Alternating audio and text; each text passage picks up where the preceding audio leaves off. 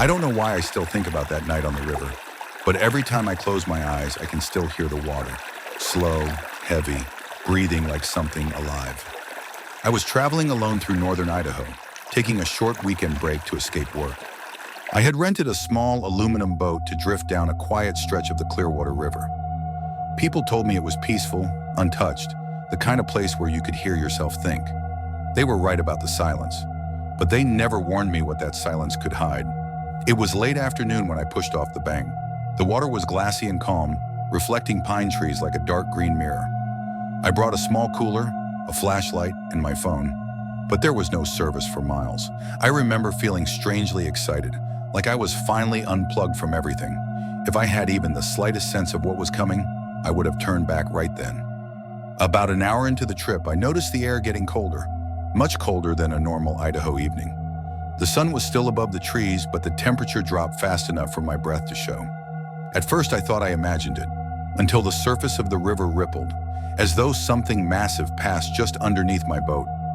I leaned over the edge, expecting a log or fish, but the water was pitch black, not dark from depth, just black. As the light faded, the forest around me grew unnervingly still. No birds, no insects, not even the soft rush of wind. It felt like the world was holding its breath. I tried to shake it off and kept rowing, telling myself it was just the solitude messing with me. But then I heard it, soft, delicate tapping on the side of the metal boat. Tap, tap, tap. Slow, spaced out, almost like someone gently knocking to ask if they could come in. I froze. The tapping wasn't from drifting branches or debris. It was deliberate, patterned, intelligent. I shined my flashlight at the water, but the beam barely penetrated the surface. It was like the river swallowed the light.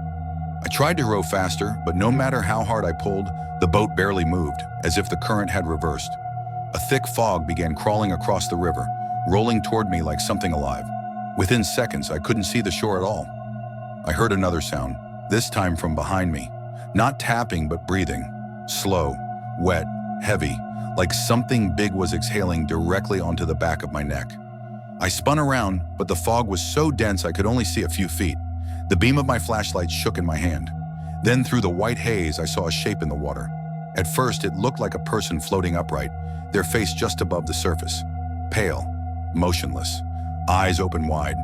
I called out, asking if they needed help, but they didn't respond. They didn't blink. They didn't even drift. The currents moved around them, but they stayed perfectly still, like the river itself was holding them in place. Something about their expression made my stomach twist.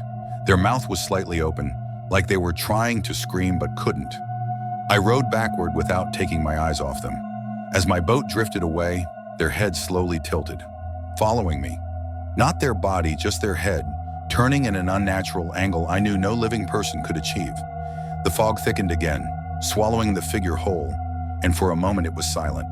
Then the tapping returned, faster, louder, coming from every side of the boat at once. Tap, tap, tap, tap, tap, like dozens of hands slapping the metal. The boat rocked violently. I dropped the oars and grabbed the sides, terrified it would flip. Something slammed into the bottom of the hull hard enough to lift me off the seat. I screamed for help, knowing no one could hear me. Suddenly, through the fog ahead, a faint glow appeared. Warm, yellow, moving. A lantern. A small wooden boat drifted toward me, carrying a hunched old man with long gray hair that draped over his shoulders. At first, I felt relief, but the closer he came, the more wrong he looked. His skin was too pale, almost translucent. His eyes didn't reflect the lantern light at all. They stayed completely dark. He stopped several feet from me, his boat not touching mine, not drifting, just hovering. He spoke in a voice that sounded like it was coming from underwater. "You shouldn't be here." I couldn't respond. I could barely breathe. "This river keeps what it's given," he said slowly. "It doesn't like letting people go." He pointed behind me with a trembling hand. "Row. Now." I didn't argue. I grabbed the oars and began rowing harder than I ever had in my life. I never looked back, not even when I heard something large rise from the water behind me, splashing violently, thrashing like it was angry I was leaving. The fog slowly thinned, the air warmed, the sounds of insects returned, and just like that, the river looked normal again, peaceful, calm, innocent. I reached a tiny boat launch just before midnight and stumbled onto the shore, shaking uncontrollably. The next morning, I returned with a ranger, desperate to find the old man who saved me.